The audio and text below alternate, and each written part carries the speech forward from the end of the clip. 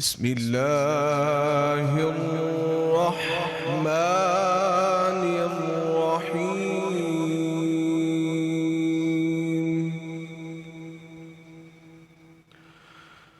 ولا تصعر خدك للناس ولا تمش في الأرض مرحا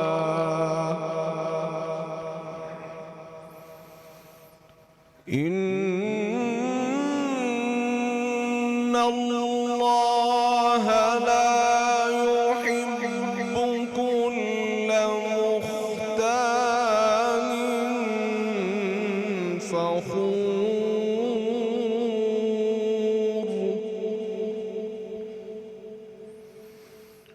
واقصد في مشيك واغضض من صوتك إن أنكر الأصوات لصوت الحمير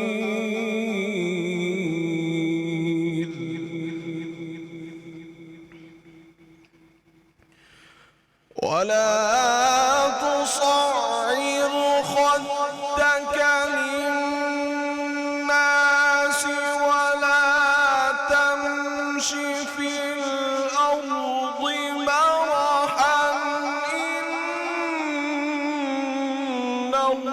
الله لا يحب كل مختال فخور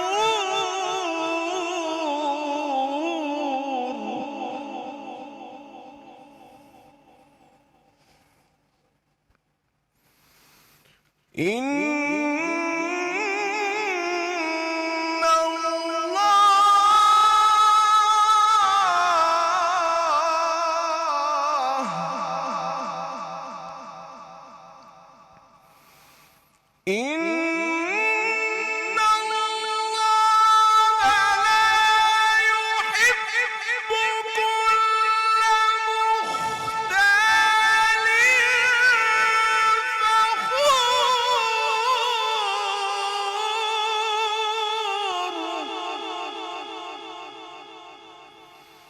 واقصد في مشيك واغضض من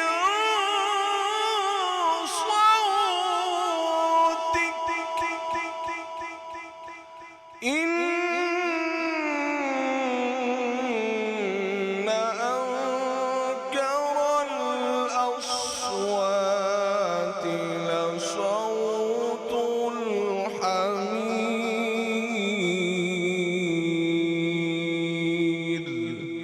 صدق الله العلي العظيم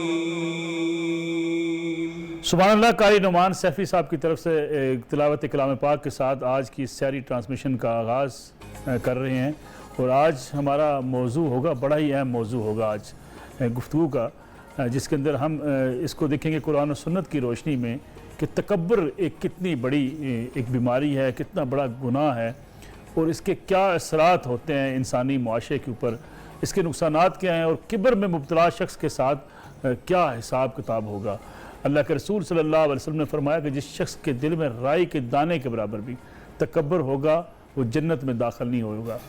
گویا اتنی سخت وعید کہ رائی کے دانے کے برابر بھی، ذرہ برابر بھی اگر اس کے دل کے اندر تکبر ہوگا، یعنی کبر ایک ایسی چیز ہے کہ جو انسانوں کے مابین اگر ہو جائے تو نفرتیں پیدا کر دیتی ہے، انسان کے اندر اکڑ پیدا کرتی ہے، اس کو دنیا سے، اپنے دیگر لوگوں سے دور کر دیتی ہے، بہن بھائیوں سے، عزیز و قارب سے، حتیٰ کہ اس کو سوسائٹی کے اندر ایک ایسے خول میں مبتلا کر دیتی ہے کہ وہ انسان اپنے ہی اندر ایک ایسی شخصیت بن کے رہ جاتا ہے کہ جس کا پھر دنیا سے کوئی واسطہ بھی نہیں ہوتا.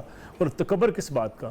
وہ انسان کے جو جسٹ ایک شاید ایک لمحے کی بھی اس کے اندر استطاعت نہیں ہوتی، آنکھ چپکنے کی بھی اس کے اندر ہمت نہیں ہوتی، لیکن وہ چھوٹی چھوٹی باتوں پہ، چھوٹے علم کی بنا پہ، دولت کی بنا پہ، کسی عہدے کی بنا پہ کسی اکڑ میں یا کسی غرور میں مبتلا ہو جاتا ہے۔ میرے ساتھ آج بڑا ممتاز عالم دین موجود ہوں گے، پینل موجود ہے۔ جناب ضیاء اللہ شاہ بخاری صاحب ہمارے ساتھ ہر روز تشریف رکھتے ہیں۔ ضیاء اللہ شاہ بخاری صاحب آپ کا بہت شکریہ۔ نعمان ارشد غوری صاحب آج ہمارے ساتھ ہیں، ملک کے معروف نعت خان، آپ تشریف لائے، آپ کا بہت شکریہ۔ پروفیسر حفیظ اللہ بلوچ صاحب آپ ہمارے ساتھ موجود ہیں۔ مولانا عمران بشیر صاحب۔ بخاری صاحب، پروگرام کا آغاز، آج ٹرانسمیشن کا آغاز آپ سے کرتے ہیں۔ کبر کتنا بڑا گناہ ہے؟ بسم اللہ الرحمن الرحیم۔ کبر اتنا بڑا گناہ ہے کہ اللہ رب العالمین نے حدیث قدسی میں ارشاد فرمایا الکبر ردائی، تکبر تو میرے لباس کا نام ہے، میری تہ بند کا نام ہے۔ ہمیں سمجھانے کے لیے اللہ تعالیٰ نے فرمایا کہ یہ تو میری تہ بند کا نام ہے، اور اگلے الفاظ پتہ کیا ہے؟ فَمَن يُنَازِعُنِي فَقَدْ عَذَّبْتُهُ، جو میری تہ بند پہ ہاتھ ڈالتا ہے پھر میں اس کو عذاب دیے بغیر چھوڑتا نہیں۔ یہ اتنا بڑا گناہ ہے، لیکن یہ بات واضح کرنا ضروری ہے کہ تکبر کہتے کسے ہیں؟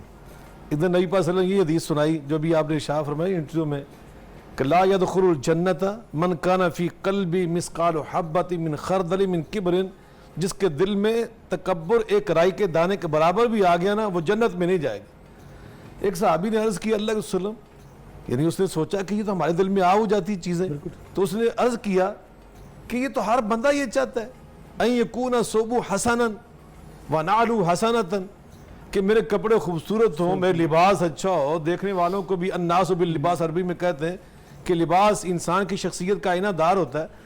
تو اس نے کہا کہ یہ تو ہر انسان کے دل کے جذبات ہیں کہ میرے جوتے بھی بڑے خوبصورت ہوں۔ قربان جو نبی صلی اللہ علیہ وسلم نے کیا جواب دیا! یہ اسلام دین فطرت، انسان کی فطرت کو کتنا ملحوظ رکھتا ہے۔ آپ فرماتے ہیں اللہ کے بندے ان اللہ جمیل یحب الجمال، میرا اللہ تعالیٰ تو خود جمیل ہے، خوبصورت ہے، کو پسند فرماتا اور یہ اچھا لباس، خوبصورت لباس پہننا، اچھے جوتے پہننا، یہ خوبصورتی تو اللہ کو بہت پسند ہے، یہ تکبر نہیں ہے۔ تو پھر تکبر کسے کہتے ہیں؟ آپ نے اسی حدیث میں وضاحت فرمائی، فرمایا الکبر بطر الحق وغمت الناس، حق کو ٹھکرانا، کہ اللہ کی بات آ جائے تو انسان پرواہ ہی نہ کرے، نبی صلی اللہ علیہ وسلم کے ارشادات آ جائیں اس کا انسان پاس ہی نہ کرے، کوئی لحاظ ہی نہ کرے، اس کو کہتے ہیں تکبر۔ وغمت الناس، اور دوسروں کو حقیر سمجھنا۔ اس کا مطلب ہے بلوچ صاحب یہ تو پھر اللہ کے ساتھ اکڑنا۔ ایک میں مجھے جملہ کریں، وغمت الناس، لوگ کو حقیر سمجھنا کہ انا والا خیری، جو میں ہوں نا میرے سوا باقی سب حقیر ہیں، وہ کیڑے مکوڑے، میرا علم، میرا قد کاٹ، میری طاقت، میرا جتھا، اس طرح کی جو چیزیں انسان میں پیدا ہوتی ہیں نا، اسے تکبر کہتے ہیں۔ یہ تو پھر اس کا مطلب یہ ہوا کہ اللہ کے ساتھ اکڑنا۔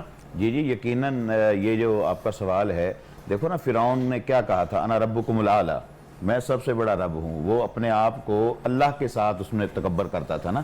نمرود کا بھی یہی گناہ تھا کہ وہ اللہ کا مقابلہ کرتے تھے اور کہتے تھے انا ربکم الاعلی، میں تو اس سے بھی بڑا رب ہوں، اور جس کو چاہتا ہوں مار دیتا ہوں، جس کو چاہتا ہوں چھوڑ دیتا ہوں۔ تو یہ یقیناً اللہ کے ساتھ مقابلہ ہے، اور اسی وجہ سے تو جو حدیث قدسی شاہ صاحب نے بیان کی ہے کہ یہ میری چادر ہے، الکبریا اور ردائی، یہ میری چادر ہے، اور والعظمت و ازاری، اور یہ میری عظمت جو ہے یہ میرا تہ بند ہے۔ اب اس کو جو کھینچتا ہے، جو اکڑتا ہے، جو اپنے آپ کو بڑا سمجھتا ہے، تو وہ تو ڈائریکٹ اللہ کے ساتھ اس کی جنگ ہو رہی ہے۔ اس لیے اللہ تعالیٰ نے فرمایا وَعِبَادُ الرَّحْمَنِ يَمْشُونَ عَلَى الْأَرْضِ هَوْنًا، جو اللہ کے بندے ہوتے ہیں وہ زمین پر اکڑ کر نہیں چلتے، وہ عاجزی اور انکساری کے ساتھ چلتے ہیں۔ یہ عاجزی اور انکساری ابدیت ہے۔ اصل میں آدمی ہے کیا؟ آدم سے آدمی ہے نا، بالکل ٹھیک۔ تو آدمی مٹی سے اس کی جو ہے وہ مٹی سے ہے، مٹی میں ٹھنڈک ہے۔ شیطان جو ہے وہ ابلیس آگ سے ہے، اس میں شرارت ہے، وہ آگ ہے۔ تو جو آدمی جس میں یہ ٹھنڈک نہیں ہے، جس کے اندر کولنس نہیں ہے، جس کا مزاج میں ٹھہراؤ نہیں ہے، عاجزی اور انکساری نہیں، وہ آدمی نہیں ہے۔ اولئک کالانعام بل ھم اضل، فرمایا یہ جانور ہیں، ان ڈنگروں سے بھی یہ تو برے ہیں۔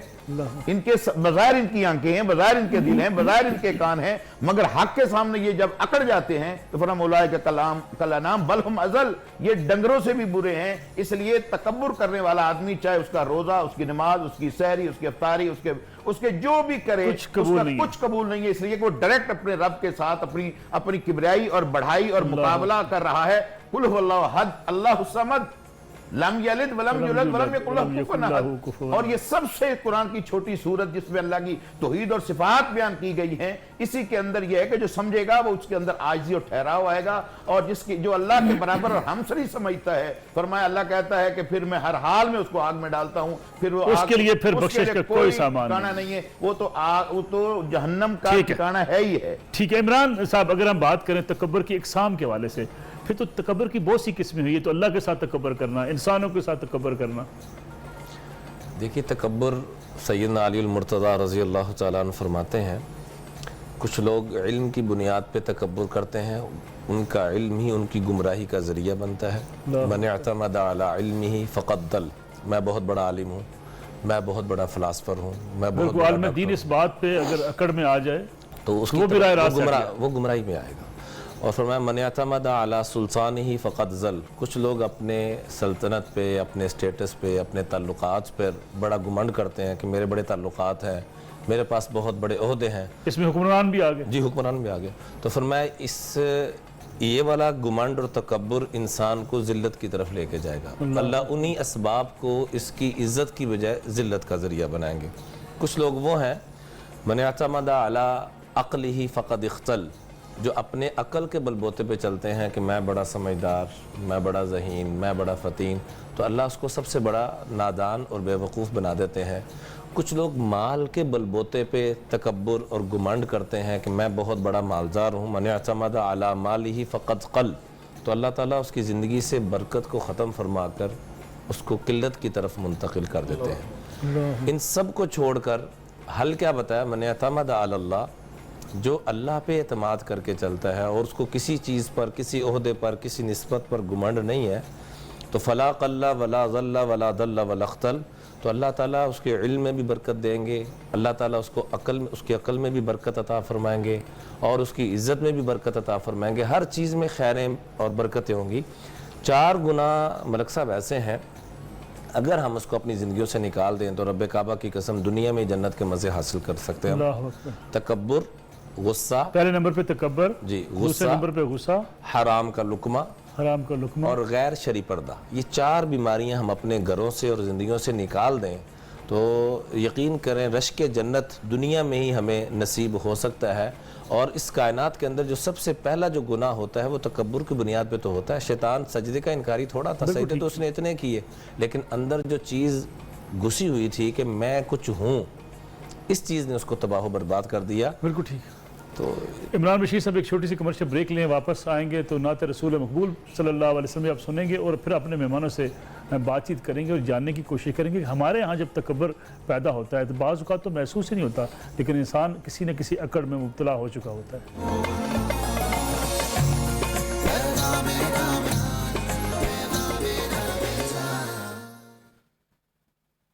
करम आज बालाए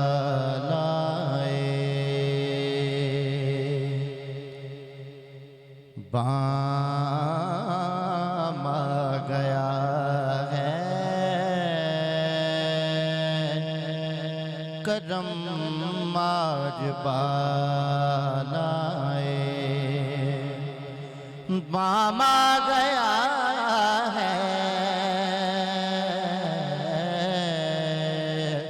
ज़बां पर मोहम्मद का नाम आ गया है, ज़बां पर मोहम्मद का नाम आ गया है, करम आज बालाए। मज़ा जब है सरकार महाशर में कह दे,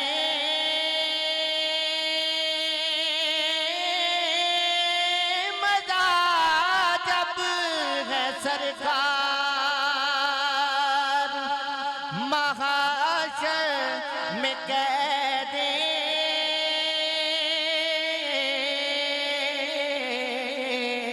मज़ा जब है सरकार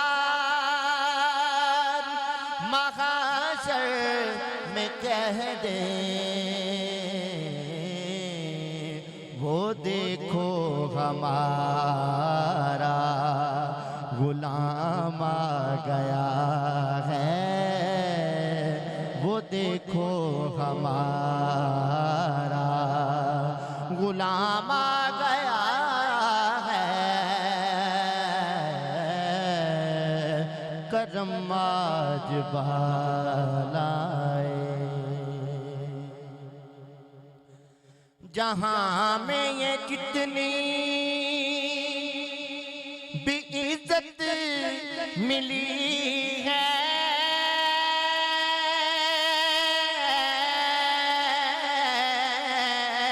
جہاں میں یہ کتنی بھی عزت ملی ہے، نبی کا وسیلہ ہی کام آ گیا ہے، نبی کا وسیلہ ہی کام آ گیا ہے، کرم آج بالائے بام آ گیا ہے۔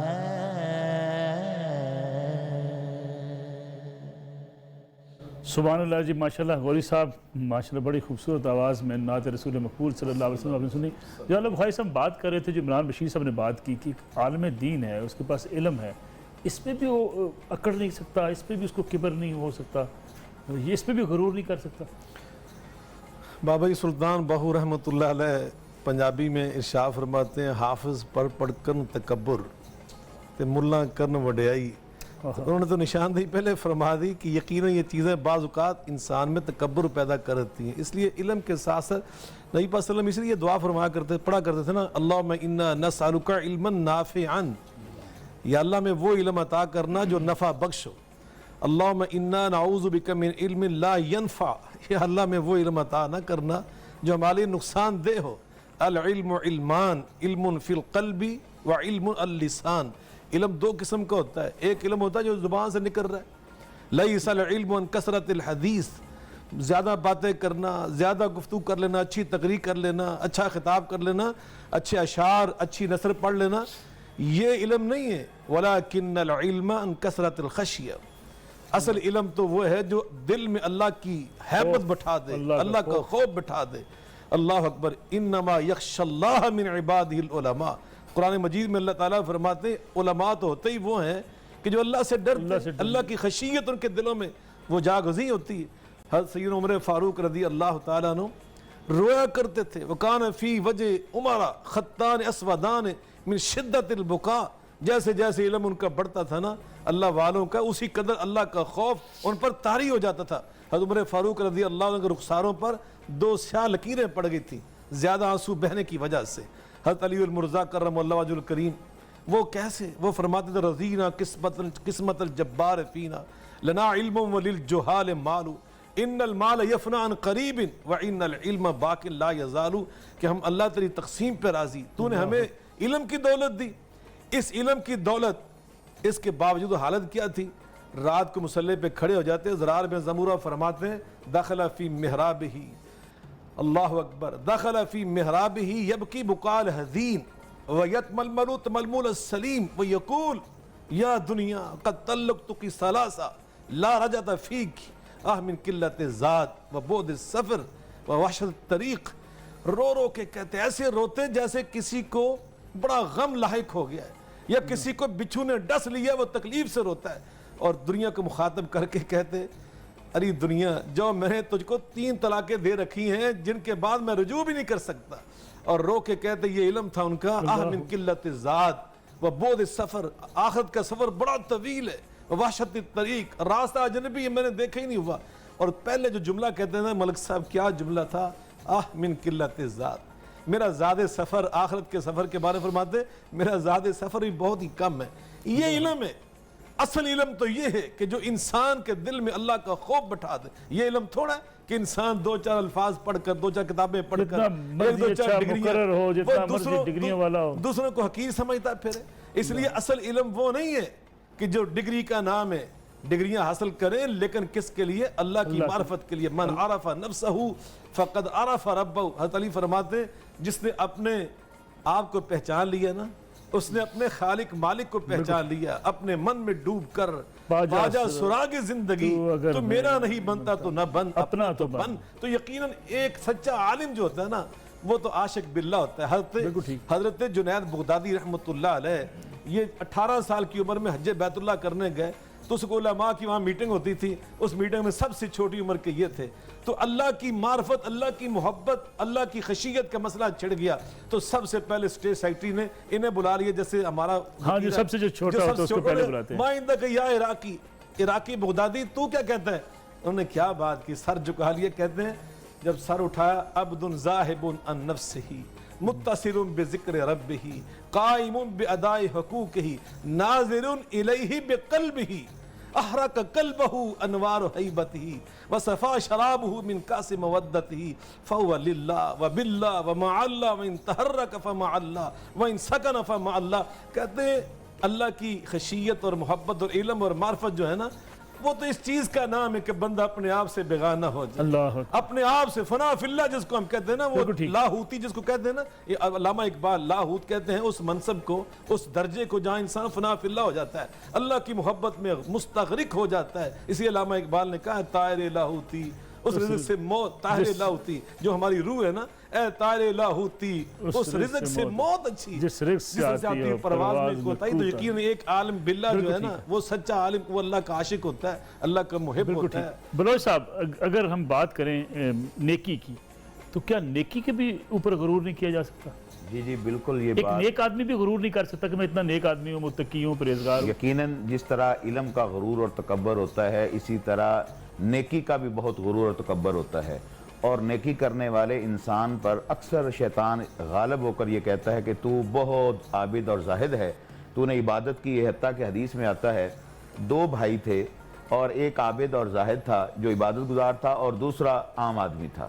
تو یہ جو عابد اور زاہد تھا یہ اس کو ہمیشہ ڈانٹتا رہتا تھا اور ایک دن یہ نماز پڑھ رہا تھا کہ وہ جو عام کردار اچھے والا نہیں تھا وہ اس پر چڑھ گیا اور لڑائی شروع ہو گئی. حتیٰ کہ اس عابد اور زاہد نے جو نیکوکار ہے اس نے اپنی نیکی کے تکبر میں کہا ان اللہ لا یغفرک، اللہ تمہیں کبھی معاف نہیں کرے گا. تو آگے سے اس دور کے نبی کو اللہ تعالیٰ نے وحی کے ذریعے بتایا کہ من ذا الذی یتعلی علی اللہ اغفر لفلان، یہ کون ہے کہ جو اس کو کہہ رہے کہ اللہ تمہیں کبھی نہیں معاف کرے گا، یہ میرا اختیار ہے میں کس کو معاف کروں یا کس کو نہ معاف کروں. اس نیکی کرنے والے کو اللہ نے جہنم میں ڈال دیا اور اس عام کو اللہ نے جنت میں ڈال دیا. تو نیکی کا جو تکبر ہے، اور یہ تکبر ایک ایسی بیماری ہے کہ اکثر اس کا نقد سزا ملتی ہے. حدیث شریف میں آتا ہے کہ رسول اللہ علیہ وسلم نے ایک شخص کو بائیں ہاتھ سے کھاتے ہوئے آپ نے دیکھا اور آپ نے اس کو منع کیا. فرمایا قل بیمینک، اپنے دائیں ہاتھ سے کھا. اس نے کہا لا استطیع، میرے پاس طاقت نہیں ہے. یہ تکبر میں اس نے کہا. اور حدیث میں آتا ہے ما منعہ الا الکبر، یہ اس کا جو انکار تھا تکبر کی بنیاد پر تھا. تو حدیث میں آتا ہے کہ رسول اللہ صلی اللہ علیہ وسلم لا استطاعت، اللہ کرے تیرے پاس طاقت نہ ہو. بس رسول اللہ کا یہ کہنا تھا کہ اس کا ہاتھ شل ہو گیا اور زندگی بھر وہ اپنے ہاتھ کو حرکت نہیں دے سکا. فوراً پکڑ آ گئی جب اس نے تکبر کی بنیاد پر رسول اللہ صلی اللہ علیہ وسلم کے حکم کا انکار کیا ہے. تو نیکی کا تکبر سب سے خطرناک تکبر ہے. سب سے خطرناک تکبر ہے کہ انسان خود پسندی میں آ جاتا ہے کہ میں تو عالم ہوں، میں تو تقوی کے زوم میں مبتلا ہو جاتا ہے. تقوی کے زوم میں اعتکاف کرنے والا، میں اتنی حجیں کرنے والا، میں اتنی نمازیں پڑھنے والا، اور باہر نکلتے ہی مسجد سے وہ عام لوگ جو ہوتے ہیں ان کو ڈانٹنا شروع کر دیتا ہے اور اپنے اشتہار روزے کے لگانا اور اپنے نیکی کے اور اپنے صدقات کے اور خیرات کے. یہ سب سے زیادہ خطرناک یہ ہے. جبکہ چاہیے یہ کہ نیکی کر کے اس کو کنویں میں ڈال دینا چاہیے، بھول جانا چاہیے، گناہوں کو یاد رکھنا چاہیے تاکہ بندہ توبہ طائب ہو اور نیکی کو بھول جائے اور وہ اللہ تعالیٰ کل قیامت والے دن لا یغادر صغیرۃ ولا کبیرۃ الا احصاھا. اللہ کا ایسا ریکارڈ نہیں ہے کہ وہ نیکی جو کی جائے گی اللہ بھول جائے گا، مس ہو جائے گی، ڈیلیٹ ہو جائے گی. چھوٹی چھوٹی نیکیاں بھی وہاں پر آ جائے گی. اس لیے حدیث شریف میں آتا ہے قیامت والے دن اللہ تعالیٰ پوری امت میں سے ایک انسان کو چھانٹ کر سامنے لائے گا. رجل عظیم سمین حدیث میں آتا ہے کہ وہ جسے کے لحاظ سے بھی بڑا موٹا تازہ ہے اور عہدے مرتبے کے لحاظ سے بھی دنیا میں اس کی بڑی ہٹو بچو والے تھے. تو اللہ تعالیٰ کہتا ہے کہ تمہارے پاس کوئی نیکی ہے، اب حدیث شریف میں آتا ہے کہ جب اس کے 99 دفتر کھولے جائیں گے، ایک ایک اس کا دفتر جو ہے ریکارڈ اتنا لمبا چوڑا ہے کہ مدہ باثر ہی، فرمایا جہاں تک اس کی نظر جاتی ہے اس کے رجسٹر اتنا لمبا چوڑا ہے، وہ سارے 99 کے 99 گناہوں سے بھرے پڑے ہیں، اب اس کے پاس کوئی نیکی نہیں ہے، وہ ڈر رہا ہے، وہ پریشان ہے، اور اللہ کہتا ہے کوئی ایک نیکی، کوئی ایک کہتا ہے یا اللہ میرے تو یاد نہیں، اللہ کہتا نہیں ایک نیکی ہے، اللہ کے ہاں وہ نیکی ضائع نہیں ہوئی، ان گناہوں کے اتنے دفتروں کے تلے دب نہیں گئی، فرمایا ایک نیکی کیا، فرمایا ایک پرچی ہے فتاشت البطاقہ، ایک پرچی ہے جس کے اوپر لا الہ الا اللہ لکھا ہوا ہے، فرمایا اس کو میزان میں ڈال دو، دوسرے پلڑے میں اس کے 99 دفتر ڈال دو، یہ کہتا ہے یا اللہ یہ کیسے ممکن ہے، ایک پرچی کا کیا وزن ہوگا، فرمایا ہمارے ہاں ظلم نہیں ہوگا، لہذا پرچی ڈال کر دیکھی تو 99 دفتر جس میں گناہ ہی گناہ تھے وہ اوپر اٹھ گئی اور لا الہ الا اللہ والی پرچی بھاری ہوگی، لہذا اللہ کے ہاں ایمان کو قبول کر لیا، ایمان کو توحید کو جو نیکی ہے لا الہ الا اللہ کی، اس ایک نیکی کی بنیاد پر وہ بندہ جنت میں جا رہا ہے، اس پر تکبر نہیں، وہ پریشان تھا، وہ ڈرتا، من خاف مقام ربی جنتان، جو نیکیاں کر کے ڈرتے ہیں اللہ تعالیٰ سے، اللہ کہتا ہے اس کو تو میں ڈبل جنتیں دیتا ہوں، کہ یہ ڈر رہا ہے تکبر نہیں نیکی پر۔ پروفیسر ایک چھوٹی سی کمرشل بریک لیں، واپس آئیں گے تو اس پہ بات کریں گے، ساتھ ساتھ ہم جائزہ لیں گے اپنی سوسائٹی کا بھی، ہمارے یہاں حکومت میں اقتدار میں بیٹھے ہوئے لوگ اور عہدوں پہ بیٹھے ہوئے لوگ کتنی اکڑ کا شکار ہوتے ہیں، کتنے غرور کا شکار ہوتے ہیں، اور جو اصل اسلام نے سکھایا تھا عاجزی، جو ایک مسلمان کا زیور تھا، اس کو بھول چکے ہیں۔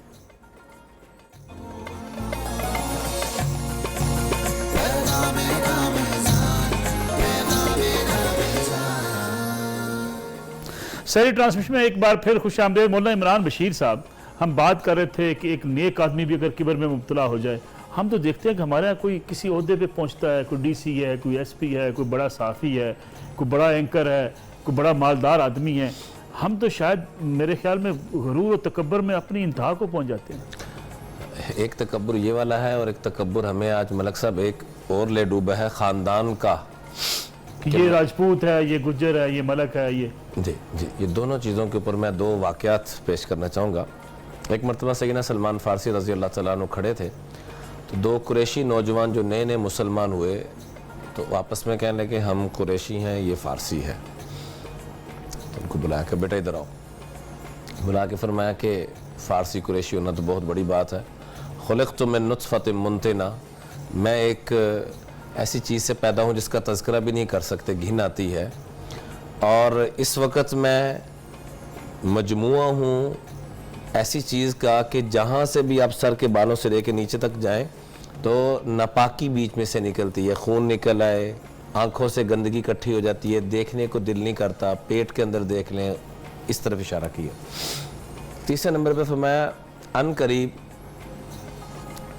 میں قبر کے اندر جاؤں گا اور الی میت منتنہ، کہ ایسا ایک جسم بن جائے گا کہ جو پھول جائے گا، پھٹ جائے گا، اور جس کی کوئی اوقات نہ رہے گی، ثم اقوم لرب العالمین، پھر میں رب العالمین کی بارگاہ میں پیش کیا جاؤں گا، کھڑا ہوں گا، ان ثقلت موازینی فانا من الفائزین، اگر میری نیکیاں بڑھ گئیں تو میں سب سے بڑا کامیاب اور سب سے بڑا خوش قسمت انسان ہوں گا، وَإِنْ خَفَّتْ مَوَازِينِي فَأَنَا مِنَ الْخَاسِرِينَ، اور اگر خدا نہ خواستہ میری نیکیاں کم ہو گئی تو میرے سے بڑھ کے تو خسارے والا ہو ہی کوئی نہیں سکتا۔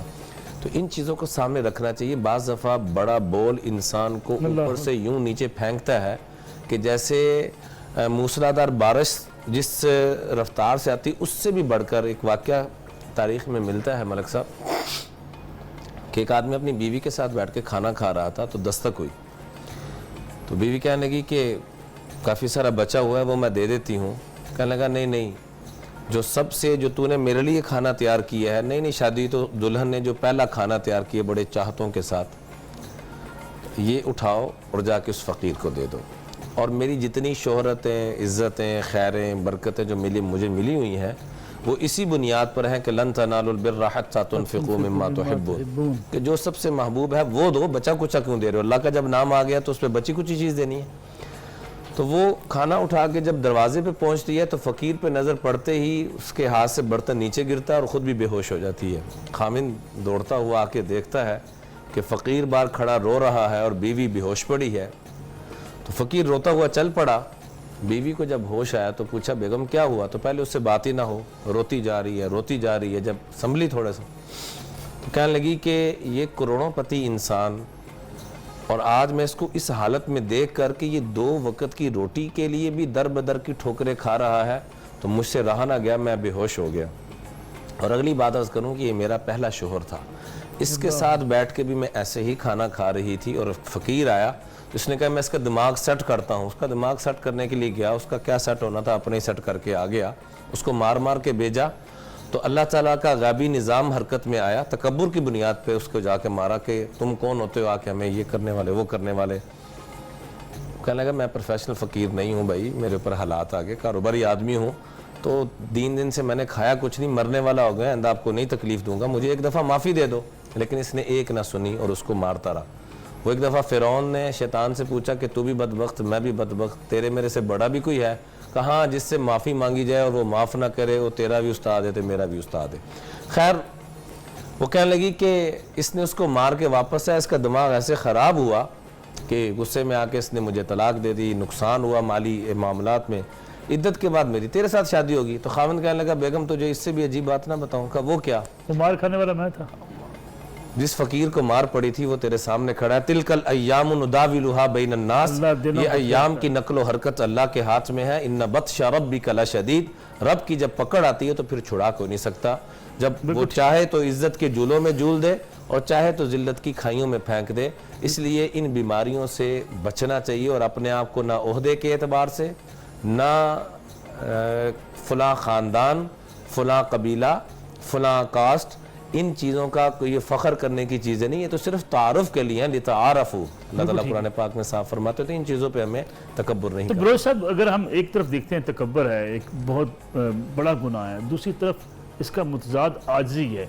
تکبر کرنے کے بجائے عاجزی اپنانے کا حکم دیا گیا, لیکن ہم عاجزی بھی دیکھتے ہیں ہمارے ہاں بہت کم پائی جاتی ہے. بالکل یہ بات صحیح ہے کہ تکبر کے مقابلے میں اصل چیز عاجزی ہی ہے جو ایک انسان کا زیور ہونی چاہیے. حدیث شریف میں آتا ہے من تواضع للہ رفعہ اللہ, جو اللہ کے لیے جھک جاتا ہے اللہ اسے پھر بلند کر دیتا ہے, کیونکہ وہ جھکا ہی اللہ کے لیے ہے. تو اللہ تعالیٰ چونکہ بلند ہے, وہ ذات اونچی ہے, پھر وہ اپنے بندے کو اونچا کر دیتا ہے. اور اللہ تعالیٰ آسمان کے مخلوق جو فرشتے ہیں ان میں اعلان کر دیتا ہے کہ میں اس سے پیار کرتا ہوں. پھر وہ دنیا والوں میں اعلان ہو جاتا ہے کہ میں اس سے پیار کرتا ہوں. لوگوں کی دلوں میں اللہ تعالیٰ اس کو بلند کر دیتا ہے, عزتیں ڈال دیتا ہے. ومن تجبر قسمہ اللہ, اور جو اکڑ جاتا ہے اللہ تعالیٰ کہتا ہے میں اسے ٹکڑے ٹکڑے کر دیتا ہوں. تو عاجزی اور انکساری یہ جو آپ جیسے ہم پیچھے سے بات کر کے آ رہے ہیں نا کہ دیکھیں قیامت والے دن سب سے پہلے حدیث میں آتا ہے, بخاری شریف کی روایت ہے, اور خود ابو ہریرہ رضی اللہ عنہ صدیق اس کو بیان کرتے ہوئے بے ہوش ہو گئے, اس روایت کو بیان کرتے ہوئے بے ہوش ہو گئے کہ سب سے پہلے جہنم کی آگ میں ایک عالم ہی جائے گا جس کے بظاہر علم کے ڈنکے تھے اور عمل کے ڈنکے تھے. بالکل ظاہر علم بھی ہے, نظر آ رہا تھا, عمل بھی آ رہا تھا. کیوں کہ جہاں تکبر آ گیا, ریا آ گئی, کسی غیر کے لیے کام کیا ہے, خود پسندی میں آ گیا انسان کہ مجھ سے بہتر کون ہو سکتا ہے. حتیٰ کہ حدیث میں آتا ہے کہ ایک شخص جو ہے وہ اچھے کپڑے پہنے ہوئے خوبصورتی میں خود پسندی میں آ گیا, اللہ نے اسے زمین میں دھنسا دیا, فرمایا قیامت تک یہ دھنستا چلا جائے گا.